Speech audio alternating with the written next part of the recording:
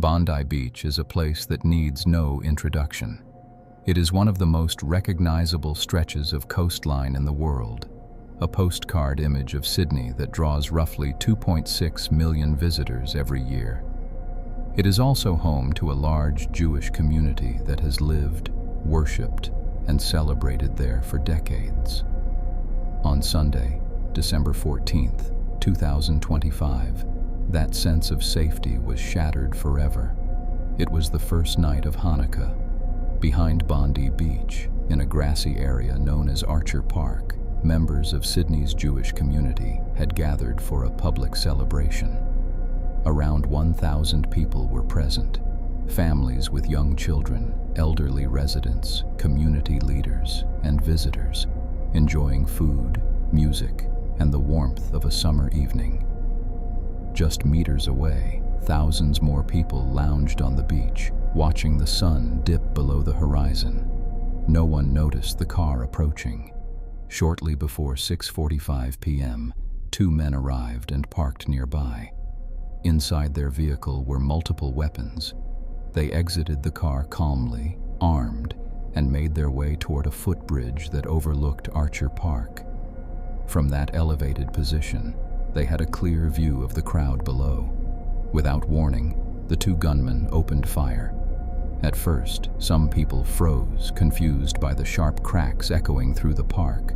Fireworks, maybe. It was Hanukkah, after all. But the illusion lasted only seconds. As bodies began to fall and people screamed, the reality became unmistakable. This was an attack. Witnesses later said the gunmen fired methodically, aiming into the densest parts of the crowd. Round after round tore through the celebration. Children were hit. Elderly people who couldn't run were shot where they stood. Blood soaked into the grass. Panic exploded.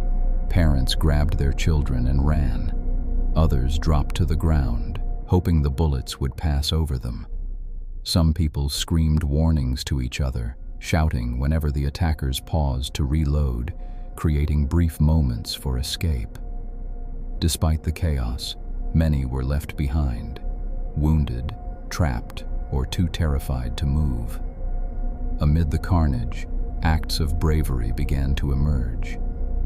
Abdullah Asher, who happened to be driving past, stopped his car when he realized what was happening. He ran toward the injured, warning others to get away from the gunfire. When he found a police officer who had been shot, Abdullah knelt beside him, held his hand, and spoke to him, trying to keep him conscious until paramedics could arrive. By the time help took over, Abdullah was covered in blood that wasn't his own. A brave couple has been identified during the Bondi shooting, tackling one of the gunmen. They were unfortunately gunned down by the other gunman moments later. His name is Boris Gurman and his wife Sophia.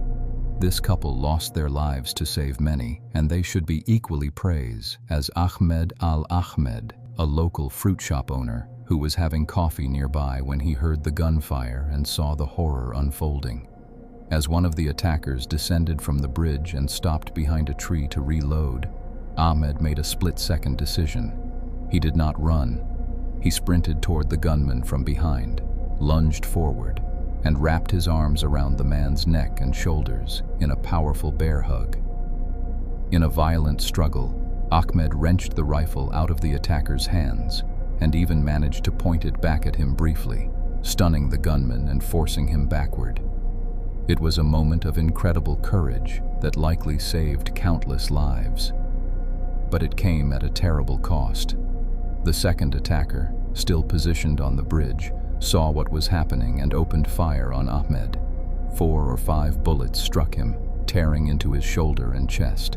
Ahmed collapsed, gravely wounded, as the gunmen retreated back toward the bridge. Police arrived within minutes, charging toward the sound of gunfire. A fierce exchange followed as officers confronted the attackers. Roughly 11 to 15 minutes after the first shots were fired, the nightmare ended. One gunman was killed at the scene by a sniper's bullet. The other was shot multiple times, attempted to rise, and was shot again before finally collapsing. He was arrested and rushed to hospital under heavy guard. When the shooting stopped, the scale of the devastation became clear. 15 innocent people were dead. 49 others were injured, including 2 police officers. Among the victims was Matilda, just 10 years old, a joyful local girl attending the Hanukkah celebration with her family.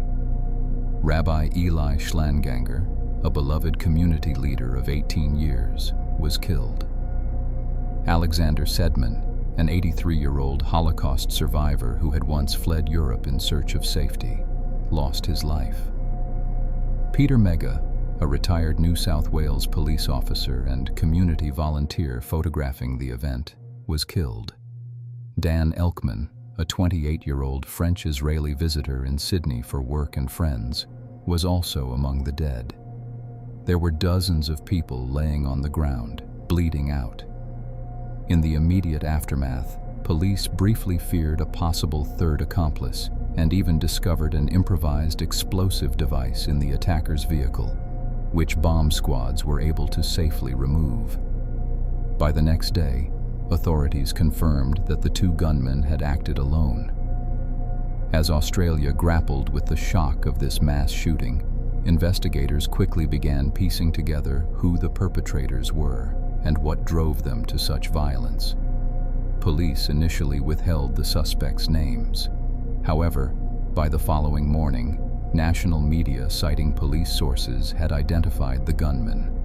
Their names are Sajid Akram, aged 50, and Navaid Akram, aged 24. The 2 killers were father and son. The father and son pair lived in Sydney's western suburbs, and until the attack, they had not attracted any major public attention. Sajid Akram, the father, immigrated to Australia in 1998 on a student visa and later became a permanent resident. His son Navaid was born in Australia and grew up in Sydney. Navaid worked as a bricklayer in the construction industry and was generally described by acquaintances as a quiet, reserved person. He didn't have any significant criminal record, but authorities later revealed that Navaid had been on the radar of intelligence agencies a few years prior.